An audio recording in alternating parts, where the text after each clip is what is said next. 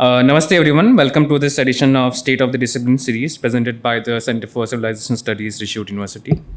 I request Professor C.G. Datta to please come to the dais and begin the proceedings of the today's event, and I will request please keep your phone switched off.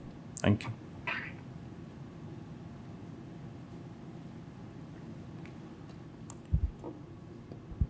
Thank you so much, Shurab. I'm delighted to welcome all of you to yet another edition of our center's lecture series, which we are calling the State of the Discipline. And today we are going to discuss, with the help of a presentation by a very eminent scholar, the state of the discipline of education, focusing on the history of education. So in order to do that, I have the pleasure of welcoming and introducing Dr. Ankur Kakkar, who is an assistant professor at the Center for Indic Studies, Indus University, Ahmedabad, where he teaches courses on Indian history and Indian knowledge systems. He is also the editor of Indic Varta, the electronic magazine published by the Center for Indic Studies, Indus University. Dr. Kakkar is interested in the deeper civilizational aspects and continuities in Indian history and culture, and his research work focuses on these aspects. He received his doctorate in history from the South Asia Institute, University of Heidelberg, Germany. His doctoral dissertation entitled The Dayanand Anglo-Vedic School of Lahore, a study of education reform in colonial Punjab between 1880 to 1920, was supervised by Professor Geeta Dharampal, daughter of eminent historian Sri Dharampal. Dr. Kakkar's PhD dissertation highlighted the continuities between pre-colonial pathshalas or indigenous village schools and educational institutions established by nationalists in particular in the 19th and 20th centuries. His dissertation documented the history of one of the most significant reformist educational enterprises in colonial India, namely the Dayanand Anglo-Vedic or DAV movement. Dr. Kakkar has authored various articles on European surveys of Indian knowledge systems. Ankur also holds a postgraduate degree in history from the School of History, Classics and Archaeology at the University of Edinburgh, United Kingdom. In February 2022, Dr. Kakkar was awarded a prestigious research fellowship from the Motwani Jadeja Family Foundation in Palo Alto, USA, to write a book manuscript on the history of education in modern India. Dr. Kakkar, I have once again the pleasure of welcoming you to Rishihood University, and thank you very much for agreeing to give this lecture over here and have a dialogue with us. Welcome, sir.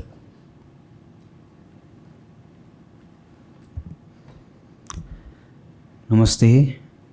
Om Shri Gurubhyo Namaha. I would like to begin my lecture by thanking Shobhit Mathurji of Rishihood University and Srijit Datta for having me here and for giving me this opportunity to speak on this important subject of history of education. If I speak at a distance, am I audible? Okay? Okay. So, this lecture is on this topic of state of the discipline, which will talk about the history of education and also about the education policy. Should I bring it closer? Okay. So, basically, when we talk about the history of education and the education policy, it is a very vast topic. So what I'll do is I'll start by discussing how this search for historical documents began. Why did we start searching about the history of education in India? Okay?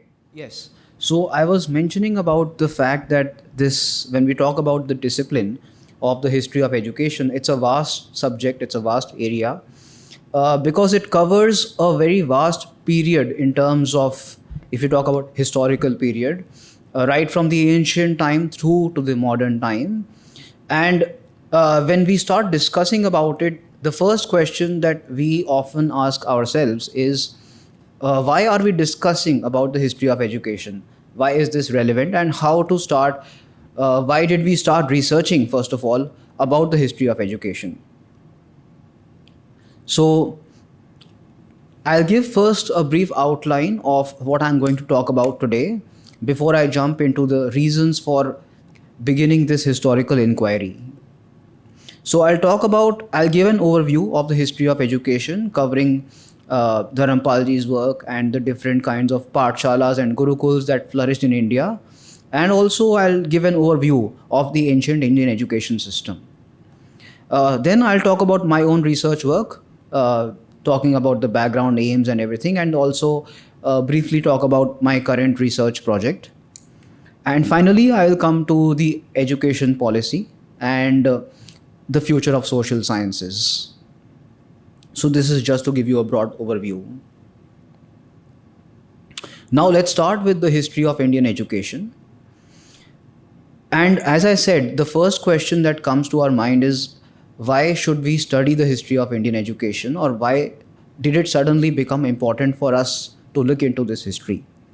So in 1931, there was a speech that was made by Gandhi in London, in which he said that India was more literate before the British came to India than it was at his time. That was in 1931. And to quote Gandhi's words exactly, he said, "I say without fear of my figures being challenged successfully that today India is more illiterate than it was 50 or 100 years ago, and so is Burma, because the British administrators, when they came to India, instead of taking hold of things as they were, they began to root them out. They scratched the soil and began to look at the root, and left the root like that, and the beautiful tree perished." And then he says our state would revive the old village schoolmaster and dot every village with a school both for boys and girls. So essentially what Gandhi is saying is that India was more literate before the British came to India and before they intervened and uprooted the beautiful tree. The beautiful tree is here a metaphor for the education system that flourished in India before the arrival of the British. Now this quote and these remarks by Gandhi were very controversial at that time, because at that time it was believed that the British introduced education in India and they civilized Indians. So for someone to say that India was more educated before the British had come was quite a controversial remark, especially during those times. And this was taken up very seriously by the British authorities. They argued against it, they contested this statement. Especially because it was made by a person of having a high profile such as Gandhi, and also it was made in London, so it had an impact. And because it had an impact, the British were very anxious about what the kind of impact that the statement had. And then there were reactions to it. For example, there was a person named Sir Philip Hartog who countered Gandhiji's statements, and he said, no, this is not true, and these figures can be challenged and all that. But nevertheless, this statement sparked a controversy, and this controversy was taken up by a man called Dharampal. Dharampalji was influenced by Gandhiji, and he took up this task of undertaking research into this historical inquiry of Indian education, because he firmly believed that Gandhiji had some basis when he was saying that India was more educated before the British came. So what Dharampalji did was, he started compiling evidence in favor of this statement. He started compiling data that he could use to substantiate Gandhiji's statements. Because at that time, there was little evidence in terms of objective data to prove Gandhiji's statement. So Dharampalji started compiling hard data, evidence, statistics, and all different kinds of evidence to prove Gandhiji's statement. He spent a lot of time in London Dharampal ji spent a lot of time in London, started compiling different documents. He went through a whole range of archives that were housed at that time in the British Library in London. And from those colonial archives, he managed to get a large amount of documentation that talked about the state of education in India before the British came and also when the British arrived in India. So what Dharampal ji did was he looked at these surveys, the surveys of Indian education that were conducted by the British themselves when they came to India. So when the British landed in India, they first started taking a survey. They undertook a survey of the existing state of education in India. And to understand what was the kind of native education system and what was the kind of learning that the people themselves were giving, and also to understand how the British themselves could reform that state. So surprisingly, through these documents, through these surveys of indigenous education that the British conducted, Dharampal ji found very interesting statistics and very interesting information. All of this was compiled in a book that Dharampal ji published in 1983, and this book was titled The Beautiful Tree. It was titled The Beautiful Tree because he wanted to pay a tribute to Gandhiji, who used this term for the first time, the beautiful tree. This book, The Beautiful Tree, is a compilation of the various documents that Dharampal ji had collected as evidence to support Gandhiji's statement that India was more educated before the British came. Now, I'll give you an overview of what these documents contain. First of all, these documents tell us that when the British came to India, there was a vast network of pathshalas in India, a very vast and extensive network of pathshalas. In fact, so much so that every school, every village had a pathshala. Every village in India had a pathshala. In fact, there was this famous survey conducted by a man called William Adam in 1835, and then three more surveys in 1838, in which he said that there are 100,000 pathshalas in Bengal alone. There were at that time around 100,000 villages in Bengal.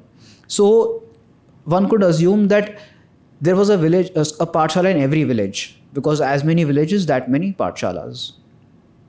Also, the surveys that Dharampal ji compiled showed that the quality of education that was given in these pathshalas, in these indigenous pathshalas, was better than the contemporary education that was given in England at that time. In what sense? It was better in the sense that the content was broader, the duration of study was longer. That means a student normally spent more number of years in Indian pathshalas than his contemporaries would spend in England. The methods of teaching were superior. In fact, some of the methods were so superior that they were borrowed from India and then taken to England. For example, the monitorial system. The fact that you would have a monitor in a school is called the monitorial system, and that, as we know, it's now very well documented that this was taken from Madras and then to England, and then it revolutionized mass education system in England. The school environment in India was far less dingy and was more natural as compared to the England schools, and the teachers were more dedicated and sober. And these facts were documented not by Indians but by the British themselves, because the British were conducting these surveys. So all this information that Dharampal ji was showing was contained in the colonial surveys. Then Dharampal ji found out from these surveys that the schools, these pathshalas, were very economical. For example, one school would be conducted by only one teacher. This is very surprising today because we have so many teachers in one single school, but at that time, only one teacher was managing one school. The reason was that As I said, there were monitors, and then senior students would be appointed to manage junior students. So only one teacher was managing the whole school. Then students would begin by writing on sand and on palm leaves. So it was very economical. There was not just so much paraphernalia on and all this infrastructure. There were several other features like integrated learning, multidimensional learning. The students learned alphabets through memorization of verses that would rhyme. And these verses were also not only teaching them alphabet or language, but also included moral and religious precepts. There are many examples like that. For example, there's one survey which was conducted by G.W. Lightner in Punjab. And his survey is called The History of Indigenous Education in Punjab. And he gives a list of all these different this rhymes, and he gives a list of all these rhymes that were memorized. And for example, he says when you learn the alphabet, so in Hindi you learn ka, kha, ga, gha, gha. So for ka, the rhyme that the students used to learn was ka se kakka, and then they say ka kakka kar karta ki puja, wahi niranjan aur na duja. Ka se kakka, kakka kar karta ki puja, wahi niranjan aur na duja. So using such rhymes, students would memorize not only the alphabet, but they would also internalize the moral and religious and cultural message that was embedded in these rhymes. It is a very interesting way of memorizing alphabets. So it was a very integrated learning, and once they memorized the alphabet, then they would be taught to write the alphabet also. So reading and writing was simultaneous. It was not segregated. It was not separate. It was not that you have a separate class for learning alphabet and reading, and you have a separate class for writing, in which nowadays you have, you can write on copies. That was not the case. You would learn the alphabet, memorize the alphabet, and then write that same alphabet on sand. So if you have to write ka, you'll write ka on sand, because the sound of the alphabet is connected also to the script. And when you write, so you have that connection. Finally, Dharampal ji found out from the surveys that the financing and the maintenance of these pathshalas was not done by any centralized agency. There was no central agency that was funding these institutions. Like we have today, we have so many central agencies like, the Central Education Board and all that. But indigenous pathshalas were not funded by a central agency. They were funded by local communities. And they were given rent-free lands where the tax was not taken from them for those lands where the pathshalas were constructed. And what were the subjects taught in the pathshalas? A very wide range of subjects were taught. In the elementary pathshalas, reading, writing, arithmetic was, of course, a very fundamental feature of every pathshala. Basic reading, writing, arithmetic was taught to students. Besides this, you'll be surprised to know that all the schools throughout India, whether it was in North India or in South India or East or West, they were all taught different texts, and according to their regional and cultural setup. But there were 3 texts that were common across the length and breadth of India, and these were the Ramayana, Mahabharata and Bhagavad Puran. The Ramayana, Mahabharata and Bhagavad Puran were common, and they were taught in all schools throughout India. And we'll be surprised to know, because today when we talk about introducing Mahabharata or introducing Ramayana in schools, there's such a big controversy, and people say that, okay, you are being communal and all that. But this was very common in India in the 19th century. Then there were different subjects for people belonging to different classes and different professions. For example, if you wanted to be a shopkeeper, you would be taught accounts. That would be useful for your profession. If you wanted to keep books, for traders, account keeping, bookkeeping. For farmers, would be taught agricultural units. That would be useful for their profession. So every person was taught according to their line of work. So there were different pathshalas according to the line of work.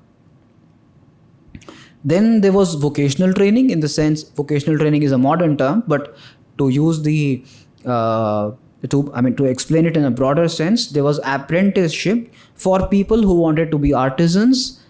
There were guilds and they could work under a person who was trained in that art.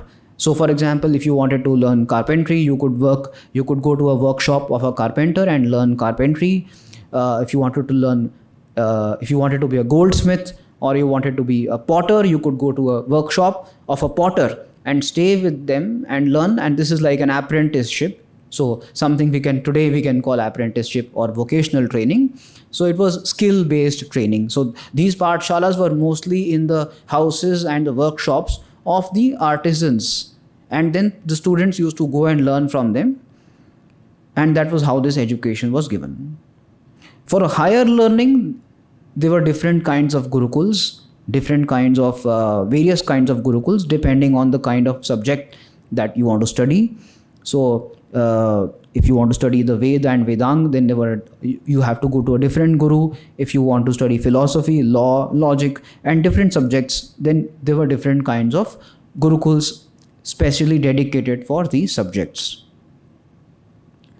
So this was an overview of the kind of information that Dharampal ji compiled from the surveys on indigenous education in the 19th century. And this picture that emerges from these surveys is a very interesting picture, because it shows us that not only was there an extensive and large network of pathshalas and schools in India when the British came, but also that it was rich in content, and every person in society was able to get the education for the role that he had to fulfill in society. So in a village, for example, if somebody wants to be a goldsmith, they could get education for a goldsmith. If somebody wanted to be a farmer, they could get education for a farmer. So the larger picture that emerges from these surveys that Dharampal ji compiled is the fact that education was given at that time for fulfillment of your role in society. There was no lack of skills, no lack of centers, no lack of pathshalas. If you wanted to learn something for a skill that you wanted to fulfill in the society, which means that societies were self-sufficient. The villages were self-sufficient. They had the pathshalas, they had the gurukuls, they had the necessary teaching system in place for developing the individuals to fulfill their functions in the society.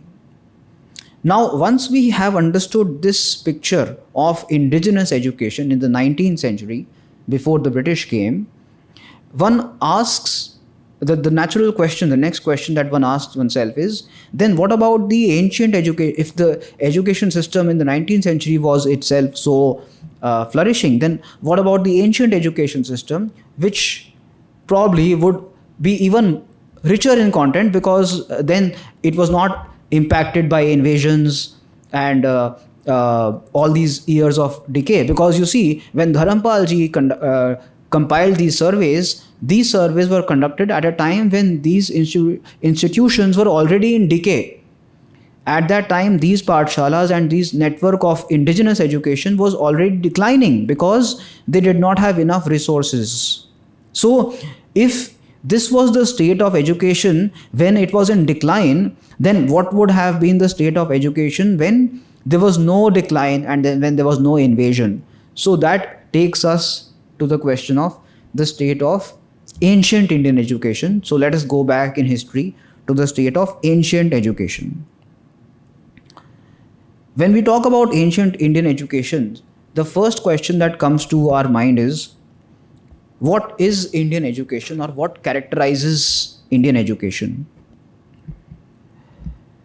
So every civilization has some unique characteristics that define the kind of education, the kind of economy, the kind of society that flourish in that civilization.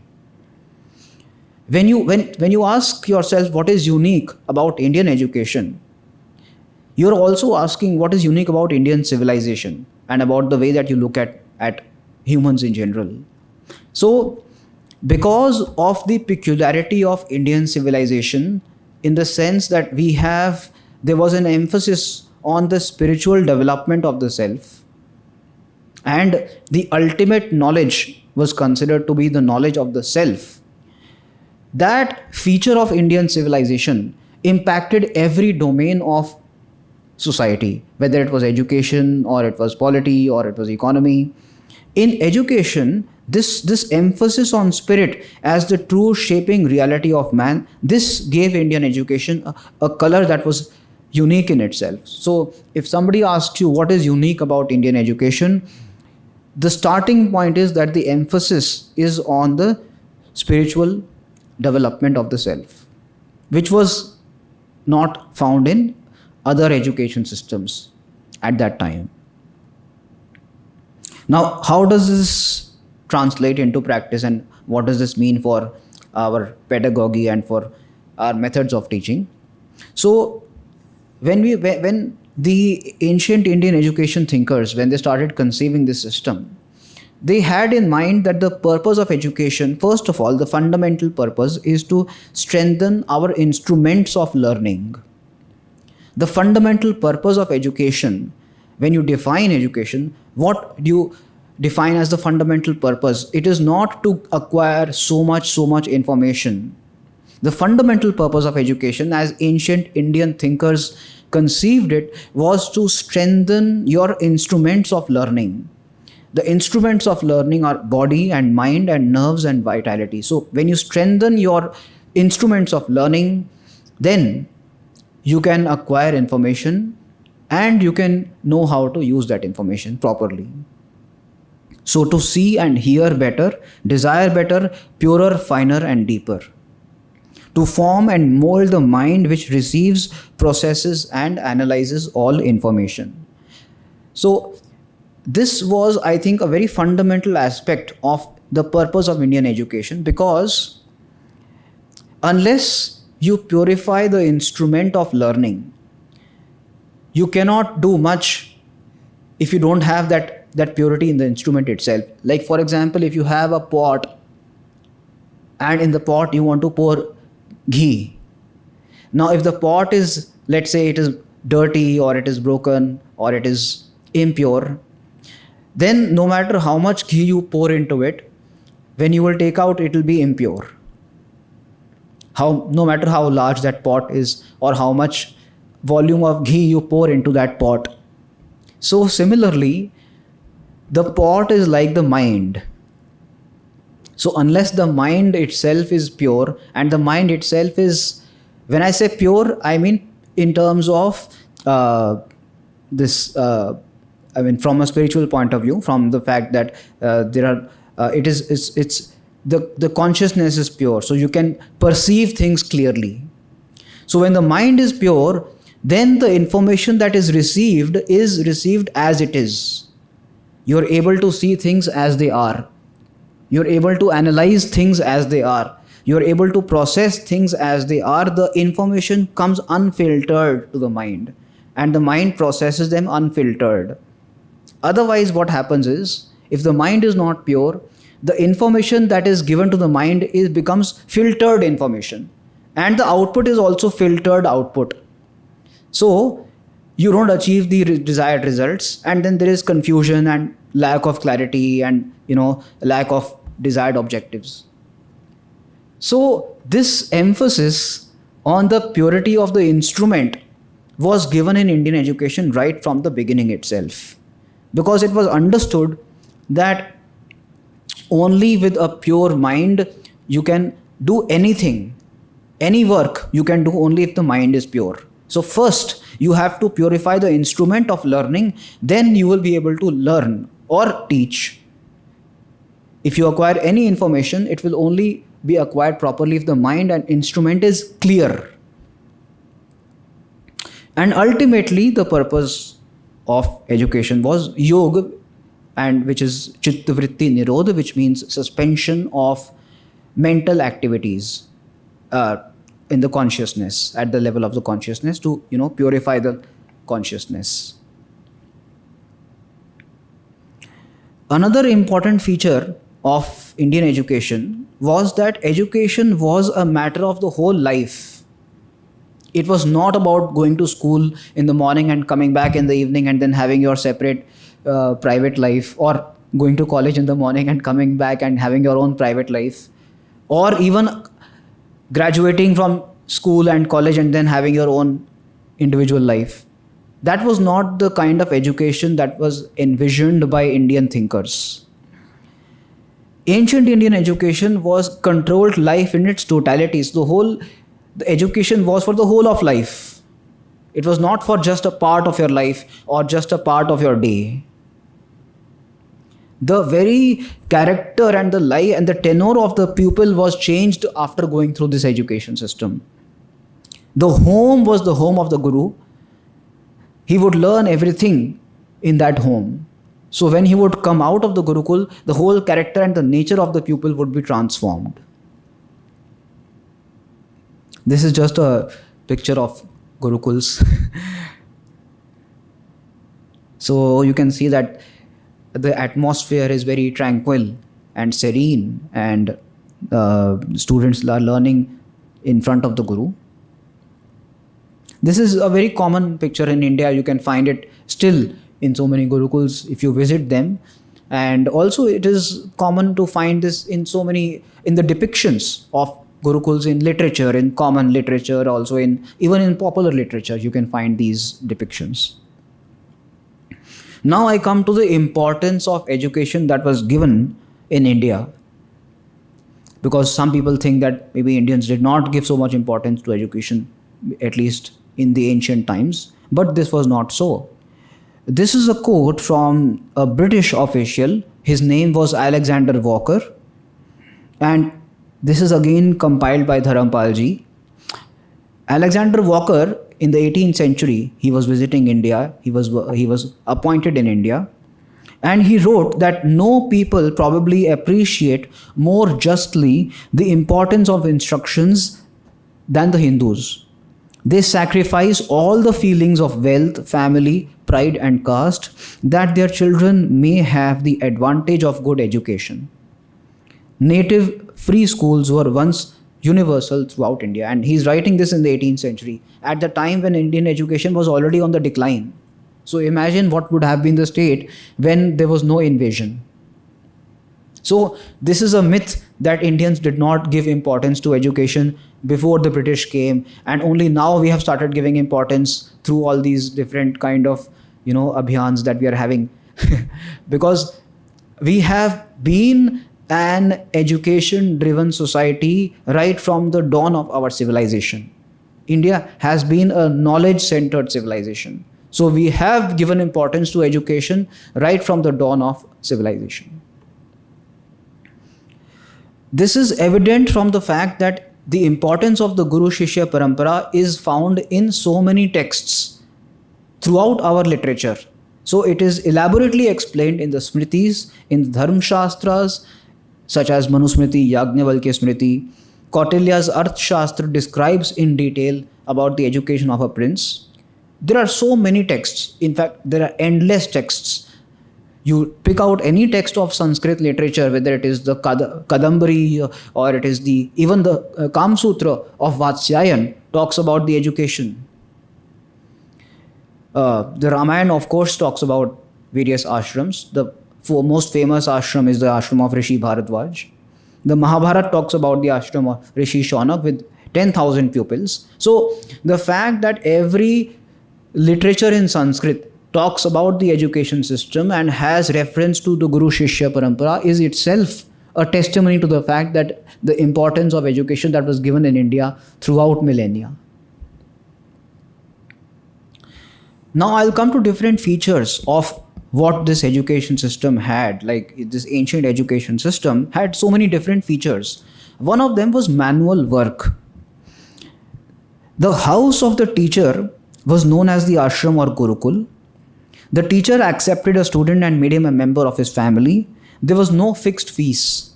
The students had to serve the teacher, beg for food, collect fuel, and do other chores which were assigned to him. Life in a Gurukul was simple, and the brahmacharyans were taught to work hard without self-interest. the student had to serve his teacher wholeheartedly. So this is an example, a quote from Kapil Kapoorji's book on the Encyclopedia of Hinduism, and this he refers to this feature of manual work in a Pathshala or Gurukul. Then there is another quote from R.K. Mukherjee's famous work on ancient Indian education, in which he says the pupil is to fetch firewood out of the forest without damaging the trees and before sunset. The fuel thus fetched daily from the forest is to be placed on the floor of the teacher's house. After having kindled the fire and swept the ground around the altar, the Vedi, the pupil is to place that sacred fuel on the fire every morning and evening. He shall sweep the place around the fire after it has been made to burn with his hand and not with the broom. But before adding the fuel, he is free to use the broom at his pleasure.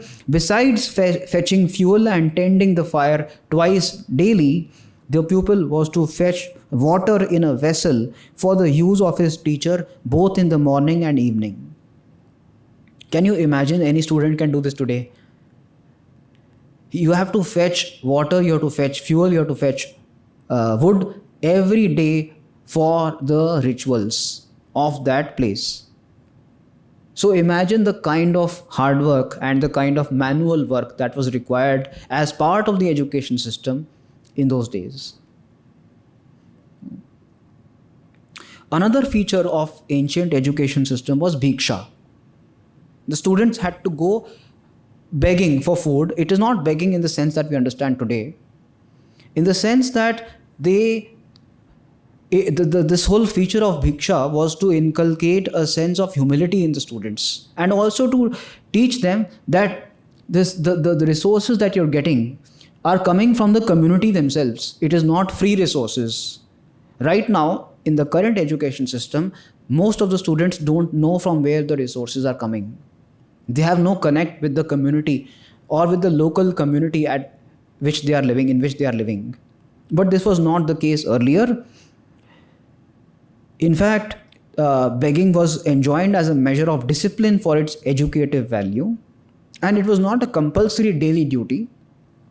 Bodhayana, in his Dharma Sutras, points out the virtues of begging, that by this the student makes himself poor and humble in spirit. It was thus valued as a method of moral discipline. Another feature of the ancient education system was equality and simplicity. Studies were chosen freely and not according to caste. We read of Brahman students learning different subjects at Takshashila and settling down as hunters in the forests of Banaras. Then we have princes at school who had to share a common, simple, democratic life of equality with their poorer comrades. The food of the boys at school was very simple. Rice gruel was served for breakfast by the maid of the teacher's house, while only at invitations they were given a meal of sugarcane, molasses and curd and milk. So the whole lifestyle was very simple, and there was equality in the sense that there was no discrimination between a rich student coming from a rich background and a poor student. When you see the Ramayana also, if you see the popular version of the Ramayana, that was produced by Ramanand Sagar, in that, if you see third episode, in which he depicts the ashram that is there, that is Sri Ram and Lakshman and everybody is studying in that ashram, and you will see the same thing, that everybody is on an equal footing. There is no discrimination between somebody who's coming from a royal background or somebody who's coming from a poor background. We also see this in the Mahabharata, in the story of Krishna and Sudama. So there was no discrimination between a rich student and a poor student, and also there was simplicity in the lifestyle that they were used to. Today it was very difficult for us to imagine like that. You can tell from the school that a boy is going to about how much his father's income must be. I want to tell a very interesting story of Jivak Jivak was a physician in ancient India, and Jivak was a physician to Magad emperor. The Magad emperor's name was Bimbisar. Now, Jivak's story is interesting because it captures the essence of Indian education. Jivak was a physician. He did not know, nobody knows where he came from. His origins are obscure. Some say he was found in a dust heap and he was rescued by Bimbisar's son. Just imagine, कूड़े के ढेर में कोई बच्चा था and उसको एक Prince ने उठा लिया. And he came and he turned out to be one of the greatest physicians in ancient India. So he studied medicine at Takshashila for 7 years. Then he was examined by his teacher. And the examination was that you take a spade and you go around Takshashila, a yojan on every side, and you, wherever you see any plant, you study the plant and you tell me any plant in this entire region which is not medicinal or which does not have any medicinal value. So after a good deal of investigation, Jivak comes back to his teacher and says that I have not found any plant which does not have any medicinal property. And then his teacher says, very good, now that means you have passed the exam, which means you know that every plant has some medicinal property. You know about that medicinal property of every plant. So the teacher gave him a little money and sent him home. Now the reason to tell this story was to tell that it captures the essence of ancient education system, that you could rise from humble origins, education was valued, knowledge was valued regardless of where you came from. Now I'll come to the 64 kalas in so many different texts of ancient Indian literature, whether it is the Kadambari or the any text that talk. There are so many references to 64 kala, 64 kalas. Now there is no single list of 64 kalas because so many texts have different kalas. So there is no one single comprehensive list of exact 64 kalas, but more or less they are overlapping. So some texts will have maybe 1 or 2 kalas different from some other texts, but more or less they are overlapping. And what are these 64 kalas that we talk about all the time? I'll give you a glimpse of what they are. This is a list of what they are. It is difficult to read every kala in this list, but I'll just give you some examples. So the kala of dancing, then there's this kala of producing various forms out of stone, wood and other materials. Then there is this kala of grafting and planting and culture of plants. There are different kinds of, you should have the knowledge of combination of minerals and herbs. There is this science of producing new compounds. There is the art of adjusting the bow with the foot. So all kinds of kalas are here in this list of 64 kalas. The science of charioteering, saryatham. There is this chitradi alekhanam, the painting of pictures. Then there is ghattadi anyakantram vadyanam kriti, the construction of machines like the water wheel and musical instruments. There are so many different kinds of kalas. The jala vayu agni samyog nirodha kriya, working with water, fire and air in 2 ways by utilizing them or controlling them. Then there is a lepadi sakritihi, the art of enameling, polishing, watering, varnishing. Then there is this art of separating the hide and various limbs from the bodies of animals. There is the art of the knowledge of processing milk and making ghee from milk. This is called dugdha dohadi krihatantam vigyanam. So various kinds of arts are there. There is the art of climbing trees also, which is in this list of arts. There is the art of making vessels out of bamboo. There is this art of manufacture of sandals. Various kinds of kalas that were there. Interestingly, one kala which you'll find in this list is the art of managing children. Shishoha samrakshane dharane kridane jnanam. The art of bringing up, handling and playing with children. This is also an art. So you can imagine the variety of arts and the kind of skills that were mentioned in the ancient texts.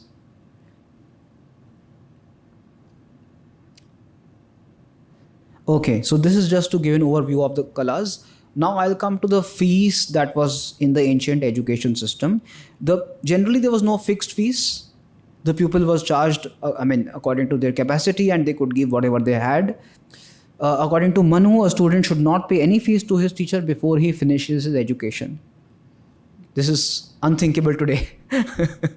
That only after you finish your education you will pay something as Guru Dakshina. Okay. Then there was a separation of Upadhyaya and Acharya. And Acharya was someone who taught the Vedas and with the Kalpa Sutra and Upanishads without charging fees. Whereas an Upadhyaya was somebody who could take something for his livelihood as a profession he would teach. And also the fees was given in different forms. Like somebody could give whatever they could afford. They could give cows or umbrella or shoes or some food items, so vegetables or clothes as they could afford.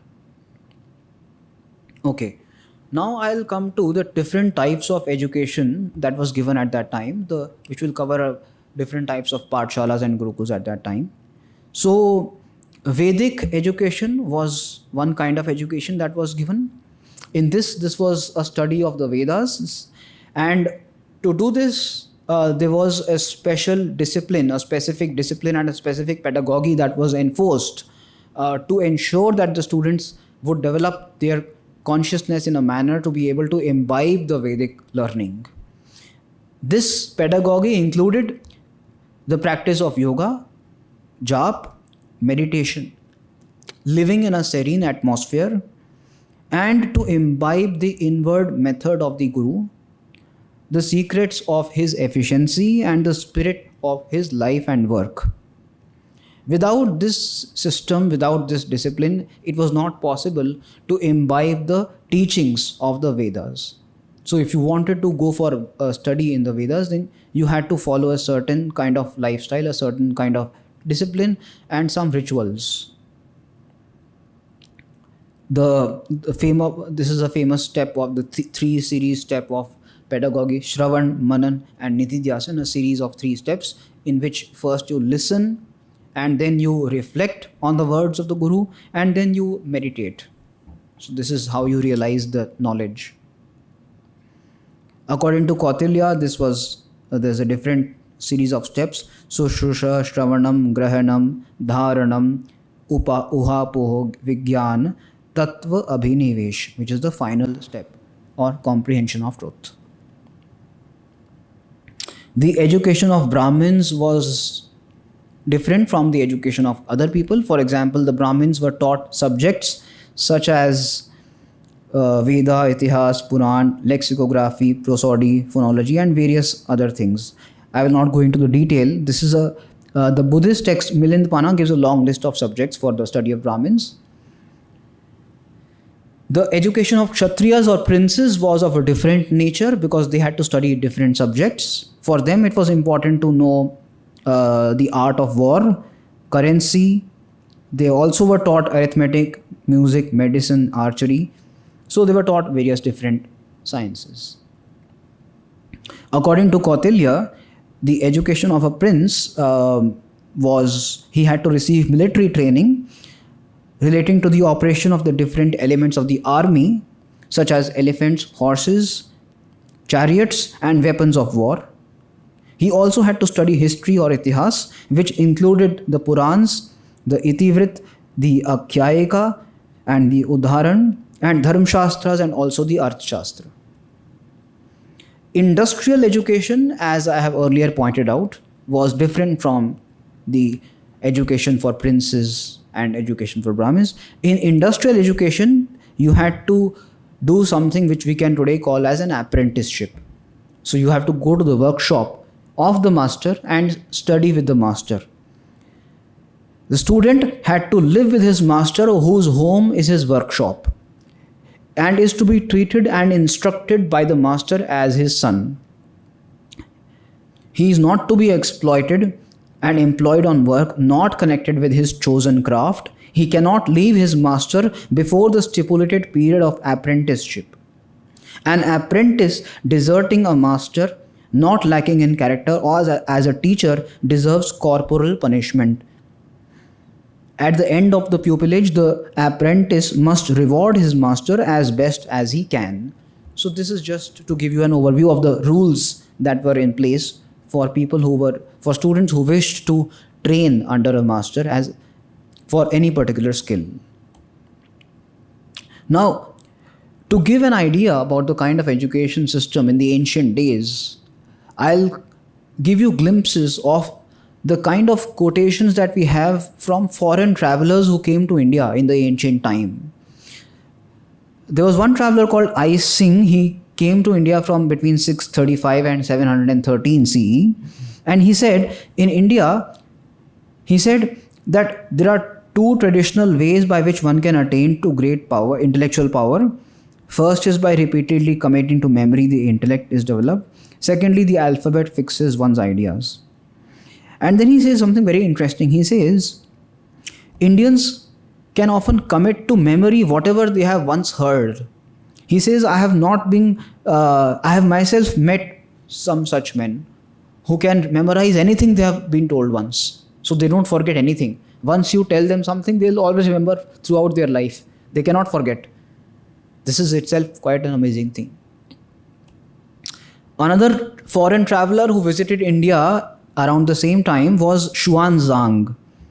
And he wrote about the education that was given at that time in the University of Nalanda that flourished in today, which is today modern Bihar.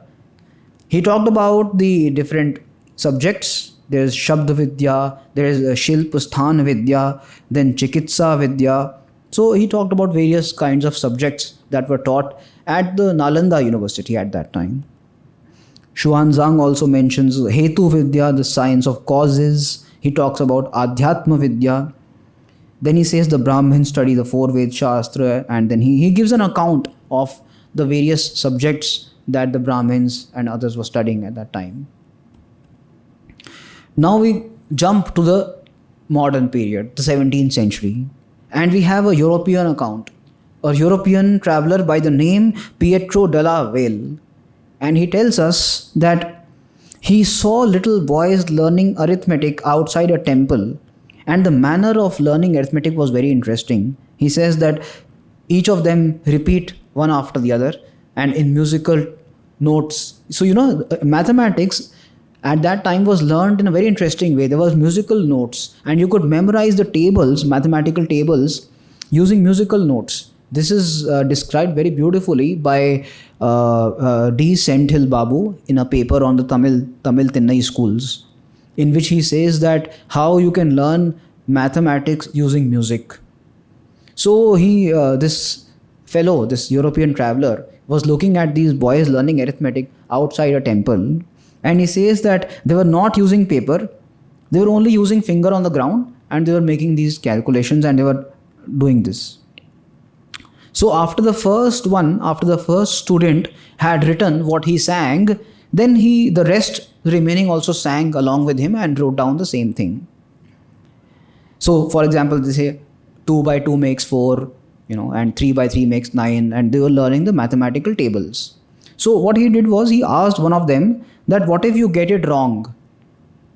So they said that, he said, I asked them if they happen to forget or be mistaken in any part of the lesson, then who corrected them and who taught them? They being all scholars without the assistance of any master. They answered me and said, true, it was not possible for all 4 of them to forget or to mistake in the same part, and that they thus exercised together to the end that if one happened to be out, the others might correct him. And this indeed is a pretty easy and secure way of learning. This was observed by Pietro della Valle. Okay, so now I'll give you a brief overview of the institutions that were flourishing in India in the ancient period. We all know about Takshashila, which was then the capital of Gandhar, which is in present day Afghanistan. And one of the famous teachers, graduates of Takshashila is, anybody knows? Kautilya. He graduated from Takshashila. Somebody whom we also know as Chanakya. Then we have these accounts of various Chinese travelers from Fa Hien, Yunsang, Aising, who describe these Buddhist monasteries, and particularly the famous monastery, the University of Nalanda, which at that time housed more than 3,000 monks. And Vallabhi, we know. Unfortunately, these universities were destroyed by invaders. Bakhtiyar Khalji destroyed Nalanda. He is said to have burned Nalanda, and it is said to have burned for days together. Such a huge library. In 1197, it was destroyed by Bakhtiyar Khalji. So these are just sketches of what these great centers would have looked like. Nalanda, Takshashila, Vikramshila, Vallabhi in Gujarat. So these are just some of the centers. There were so many, as just to give you a glimpse of these institutions. Now I have given you a brief overview of the history of education in India and about the kind of ancient education system. I will now come to education in the modern period. What are the challenges? What is the current situation? So in the modern period, you must have heard of somebody called Macaulay. He's now very well known, or rather quite infamous now. So he was a British official. He was also part of the Committee of Public Instruction at that time in India. And he played a key role in shaping India's education policy as we know it today. So his mission was very clear and simple. His mission was to create a class of Indians who would be Indian in blood but English in culture. So to do that, what would they have to do? They would have to learn European texts, not Indian texts. They would have to acquire European knowledge, not Indian knowledge. They would have to learn secular textbooks, not anything to do with religious textbooks. So no Ramayana, Mahabharata, Bhagavad Puran, all of these were kept out of the syllabus. They would have to be governed by a centralized bureaucracy which would control the instruction that they would be given. They would have to follow the English calendar. So the holidays would not be given on the festivals. No holiday on Purnima or Amavasya. Earlier the schools had holiday on every Purnima. All the Pathshalas and Gurukuls were closed on every Purnima of every month. Or also on all the festivals, of course. But now we don't have that because we are following the English calendar. This was the kind of system that Macaulay envisioned, and yes, it got implemented because of the British rule. And over the last 100, 200 years, we have been following, in essence, the system that enables us to have a European knowledge and a European taste in everything, and we are cut off from our roots, and we have become self-alienated to the extent that we don't know our texts, we don't know our knowledge systems. Today we talk about introducing a subject called Indian knowledge system. This fact itself testifies to the fact that we don't know about Indian knowledge system, that we are in a situation that we have to introduce a subject called Indian knowledge system in our curriculum, because we don't have Indian knowledge system in our curriculum. Now, in recent past, only the government has, in the recent education policy, they have come up with a provision to have Indian knowledge system as a subject in generally all institutions. And they have set up a Center for Indian Knowledge Systems. But this is now in 2022, after more than 200 years of Macaulay, and after more than 70 years of being independent. The reason is that we were self-alienated. We got cut off from our roots. We don't know our knowledge systems. We don't know our texts. We don't know that Bodhayan's Sulba Sutras had the so-called Pythagoras theorem much before Pythagoras. And I can give you so many examples of so many texts that had very elaborate knowledge systems before the Europeans discovered them, but we don't know about it because we are not taught those texts. Yet, our traditional education somehow continues despite this Macaulayan framework. And this is a very interesting quote by Kapil Kapoor ji, because I'm using this quote because I can use this to now talk about my ongoing research work. He says that we find that the central purpose of the Hindu education system is still the same, though not explicitly recognized or supported in today's government-sponsored system of education. The Guru Shishya Parampara still exists, and Indian knowledge systems and men of knowledge exist chiefly outside the mainstream Macaulayan framework. So he says that we still have Guru Shishya Parampara, but it is not recognized by the state because the state is still largely following a legacy of the colonial rule. And then if we want to be true architects of our future, we must understand our past. That's why it is relevant to study the Indian education system and to study the history of Indian education. Okay.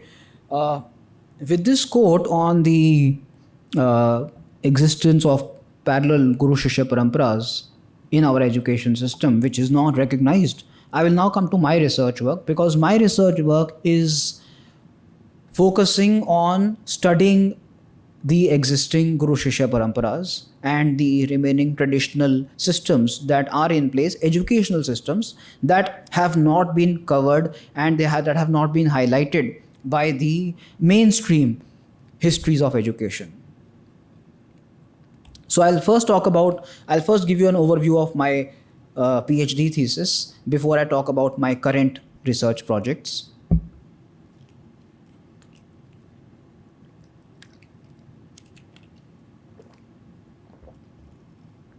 My doctoral research was on the DAV schools. The DAV schools were started in Punjab.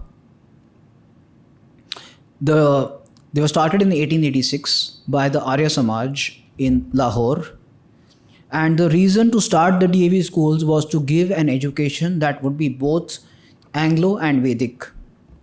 So it would be, this was a compromise because they wanted to be recognized by the government, but they also wanted to give Vedic education. So they said Anglo-Vedic is a nice sort of compromise.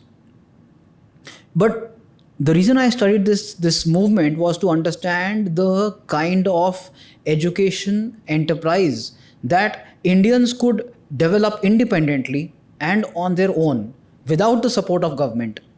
At that time, this was a very big thing. Because to develop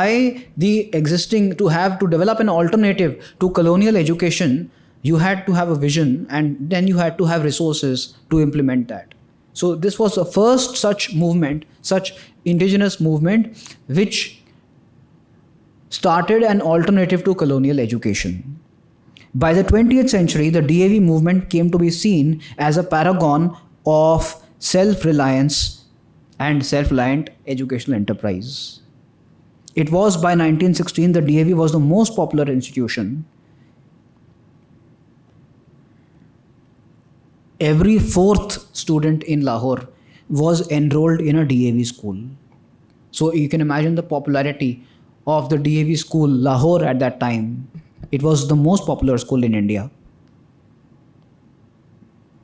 My PhD thesis was highlighting the different kinds of education models that were followed by DAV system. In particular, the kind of traditional and modern learning that was given and how they managed to mix both traditional and modern learning. Some of the questions that my PhD thesis looked at was what were the modern aspects of the DAV movement, what were the traditional aspects, in what way can we call this movement modern and traditional at the same time. So basically to understand how they were managing to stay afloat by doing a mix of both tradition and modernity. how the language was taught. So there are many sub questions also in this. Now, the gaps in the literature were that there was no account of the DAV movement earlier. That was one thing which motivated me also to write this. There was no historical account. We have several tracts, but we don't have any existing account of the DAV movement. Another thing was that the case studies which were done on indigenous institutions were mostly done with an agenda. So they were looking at some agendas. For example, there were studies done by on the Gurukul Kangadi or on lessons from some schools of Banaras. But these studies were looking at these institutions from a political agenda, as if all indigenous institutions were started only to fulfill a political agenda. That was the reason why I started undertaking this research, because my objective was not to look at the political agenda of these institutions. My objective was to look at the kind of education they were giving and whether they were able to revive traditional learning to an extent in the colonial setup, in the colonial world. Whereas the existing literature only focused on nationalism or religious consciousness and all that, whereas I wanted to understand the kind of traditional revival and the continuities that existed, if any, between indigenous pathshalas that we have been studying earlier and then the DAV movement. I used various kinds of sources for my study. I used colonial archives, government proceedings, census reports, gazetteers, especially available at the National Archives of India. I used institutional records of the DAV movement in Hindi and English. These I found in the Nehru Memorial and Museum Library in Delhi. I accessed original textbooks in Hindi that were used in the DAV schools at that time. And these some of them I got from the University of Chicago, and some of them I got from the DAV Pratinidhi Sabhas in different places. I refer to Arya Samaj literature in Hindi and English. I also refer to newspaper reports in English. These again I found in the Nehru Memorial and Museum Library in Delhi. So using a wide range of sources, I studied the nature of the DAV movement and to what extent was it traditional and to what extent it was modern.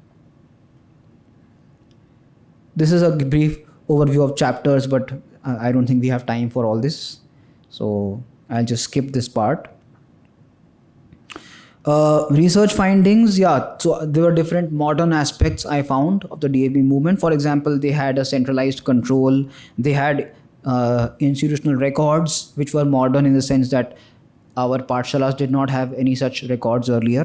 They had a system of standardized curriculum and examination, and religious instruction for the first time was introduced as a separate discipline in the DAV schools. But the DAV schools were also traditional because they were using Hindi and Sanskrit as the medium of instruction. They were not using English as the medium of instruction. And they were using traditional arithmetic also. It was traditional also in the sense that it was community driven. The funding was driven by the community. It was not being given, they were not being given grants by any centralized agency. Then they were using methods of indigenous that were used in indigenous pathshalas such as yoga, pranayam, and they used to do sandhya upasana they used to do every morning and evening, which was again a part of the traditional setup.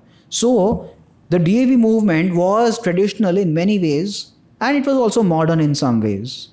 So this was a kind of research findings that I found from my study.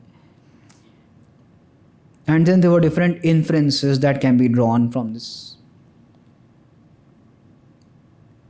Okay, so with this, I will end the discussion on my own research work, my PhD work. And to give you a glimpse of the kind of work that I'm doing right now, it is in continuation with my quest to understand the indigenous education system. So I looked at the DAV movement and I studied the kind of indigenous features that it had.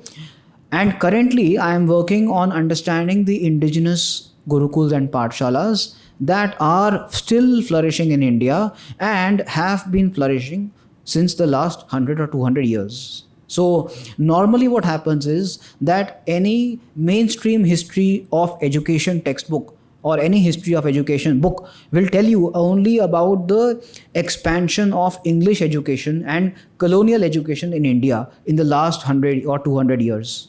But no history of education will tell you about the various gurukuls that have flourished in India in the last 100 years. That is entirely missing from our narrative of education. We don't have that focus on the traditional setup in our education narrative itself. So only once we bring that back the focus on our traditional education system, then only we can start talking about how to revive it and how to reincorporate Indian knowledge systems in our curriculum. So that much I'll say right now, and I hope to bring out a book manuscript in the next 6 months or 1 year. Now I'll talk about our education policy. Our education policy, and obviously this is connected to the future of social sciences because this is also a topic that was for discussion today. Our education policy has many references to the fact that there is a need. It emphasizes again and again that there is a need for our education system to be rooted and grounded in the Indian ethos and Indian culture, in the Indian local context, so that students can relate to it. There are references to this in our latest education policy. So our new education policy was launched in 2020, and this has many interesting changes. Another important feature, which is again repeatedly mentioned in our education policy, is the focus on multidisciplinary studies. We must have interdisciplinary studies. That is another feature, another focus of our education policy. And this is again something which is a requirement of the 21st century also. This is mentioned repeatedly in several passages on when you talk about higher education. Then also it is mentioned in so many passages about how you need to have a collaborative approach. You cannot have hard separation between humanities and sciences, and you cannot have any segregate disciplines also.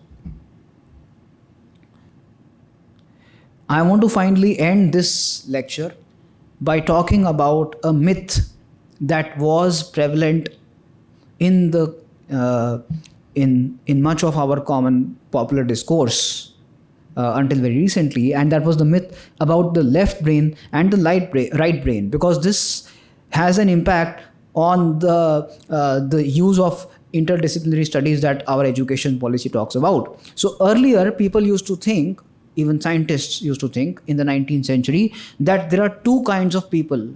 One are those who are left-brained and one are those who are right-brained.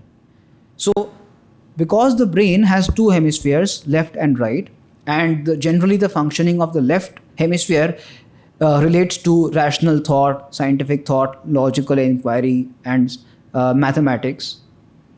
So, and the right hemisphere of the brain generally functions, the general functions are relating to creativity, arts, and imagination. So it was assumed that scientists are left-brained and artists are right-brained. That was the original assumption of people. In fact, it was so popular. There's this book by Robert Stevenson, Dr. Jekyll and Mr. Hyde, that also this reinforces these stereotypes. I think Soumya Day will be able to elaborate more on this. So this was so popular in our discourse that we have this left brain people and right brain people, and they are two separate people. But recent research has shown us that this is a myth.